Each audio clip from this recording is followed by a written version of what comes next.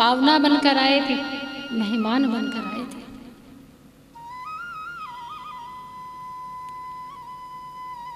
केवल और केवल अपने भक्तों को रिझाने के लिए, उन्हें प्रसन्न करने के लिए भगवान अशुद्धि का भी ध्यान नहीं, पवित्रता का ध्यान नहीं, बस इसलिए कि उनके भक्त बस खुश रहे, प्रसन्न रहे।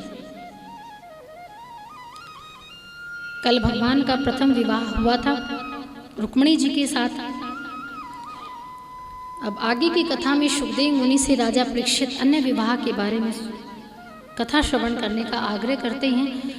तब सुखदेव मुनि भगवान के 16,107 विवाह के बारे में आगे कथा को श्रवण करवाते हैं राजा परीक्षित को। राजा परीक्षित से कहते हैं कि राजन, भगवान का दूसरा विवाह हुआ था जामवंत की बेटी जामवंती से। कथा ऐसे आती है कि भगवान के मित्र थे सत्राजित राजा, उन्होंने सूर्यदेव नारायण भगवान को एक बार प्रसन्न किया था, जिससे भगवान ने प्रसन्न होकर उन्हें एक समयंतक मणि दी थी। वो मणि चमकती थी, बहुमूल्य थी, रत्नों से जड़ित थी, जिसके मूल्य का कोई अंत नहीं था, इतनी मूल्यवान वो मणि थी। तो सत्राजित राजा उसको हमेशा गले में धारण करके रखते, नगर में घूमते। अब कई बार जो महंगी वस्तु होती है, जो अच्छी चीज़ होती है, तो हम कभी उसे धारण कर लेते हैं, तो हम ये इस आशा में रहते हैं कि सामने वाला जब उसे देखे तो वो तारीफ करे, कि सामने वाला कोई नया आभूषण पहना हो।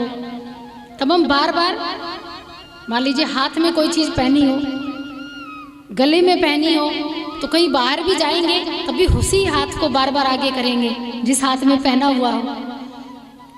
अगर गले में डाला हुआ है तो फिर गले को ऐसे बार बार ठीक करते रहेंगे।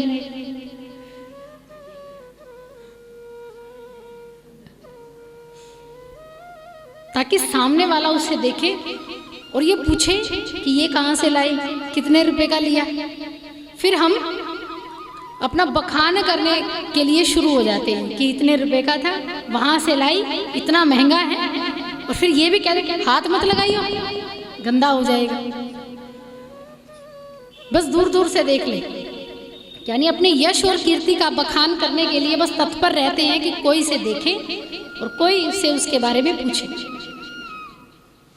मतलब तारीफ में जो आनंद आता है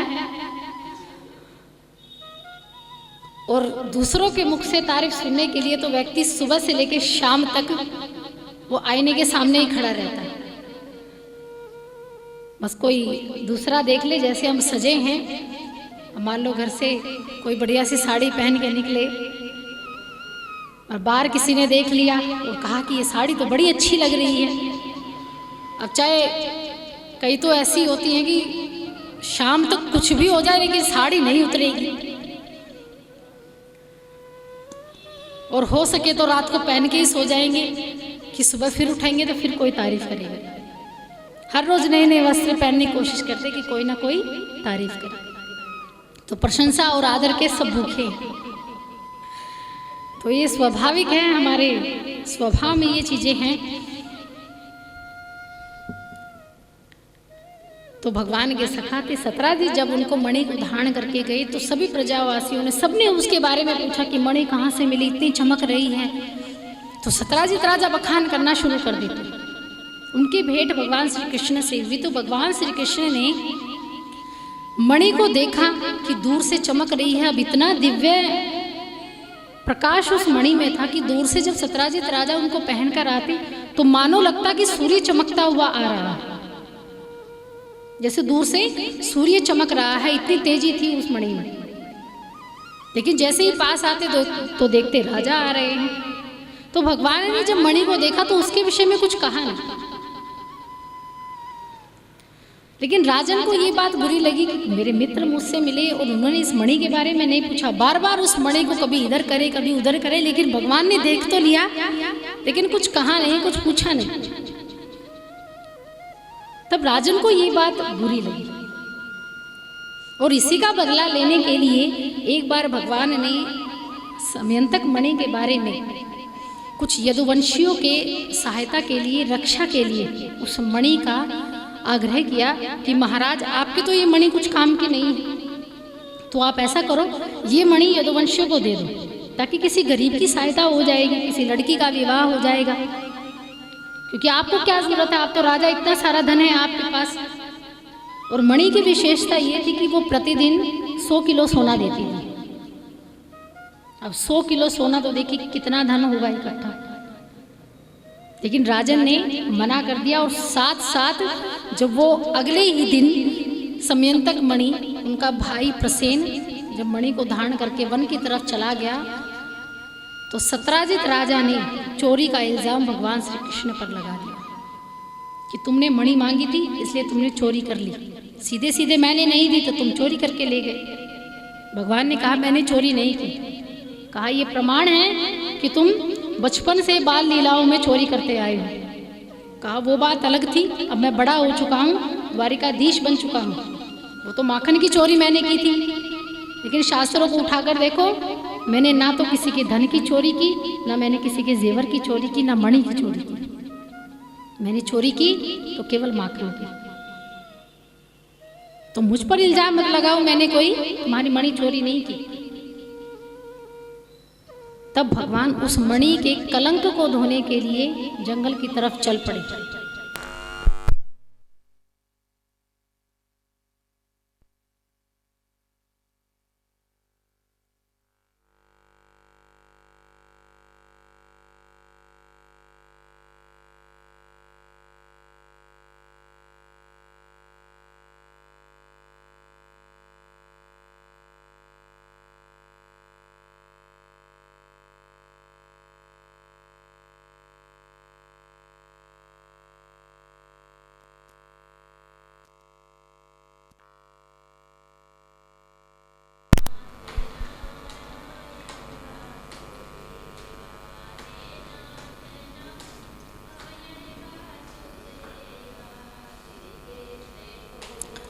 हरे मोरा राधे राधे।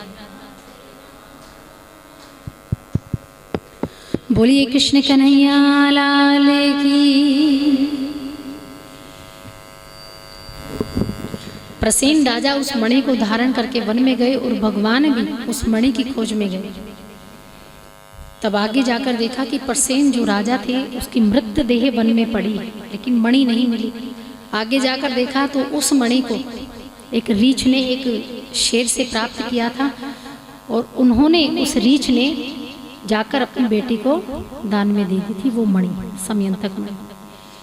और वो रीछ के स्वरूप में जो थे वो थे जामवंत जी, जो त्रेता युग में भगवान श्री राम की रावण के साथ युद्ध करने में जिन्होंने सहायता की थी, वो थे जामवंत जी।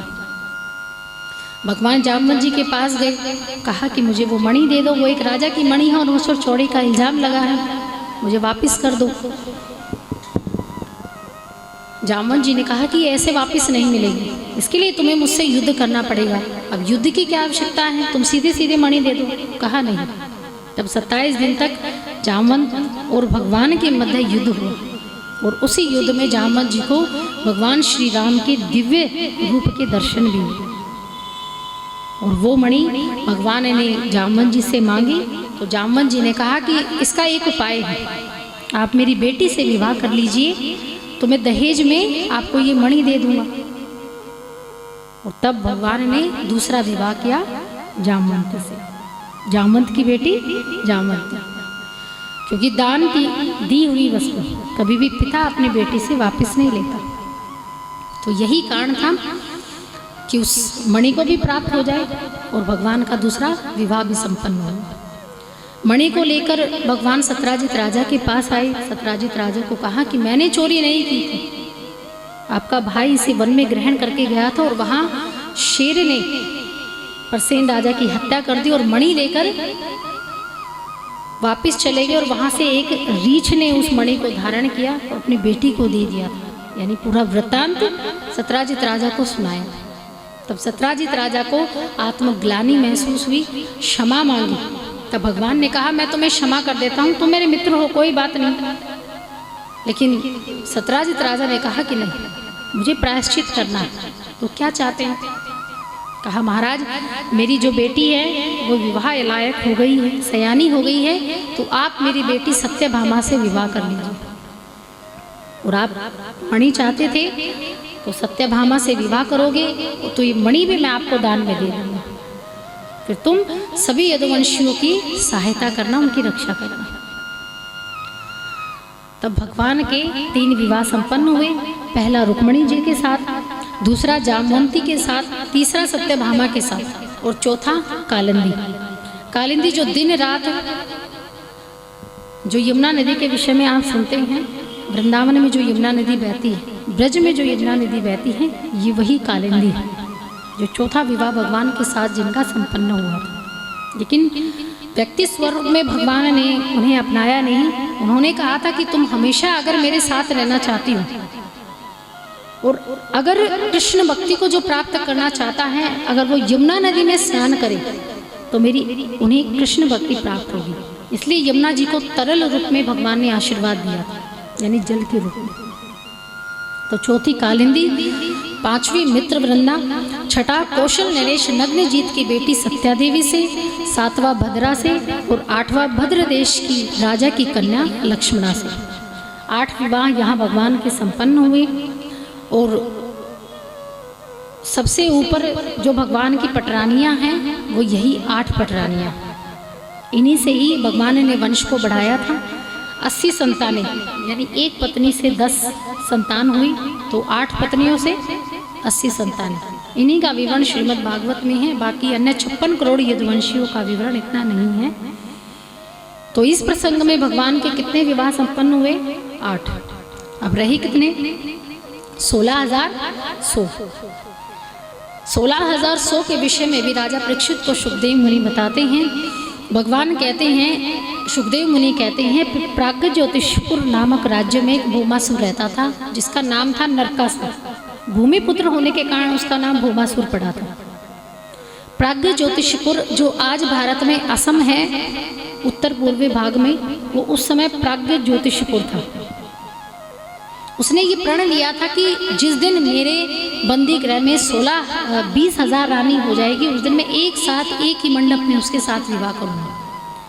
अनेक राजाओं से युद्ध करता, रानियों का हरण करता, उनको बंदी गृह में डाल देता। ये संख्या हो गई थी 16,100। बंदी गृह में जब वो बंद थी, वो नारियां जब अत्याचार सहन कर रही थी, तो वो दिन रात रोती भगवान के लिए, भगवान से प्रार्थना करती कि प्रभु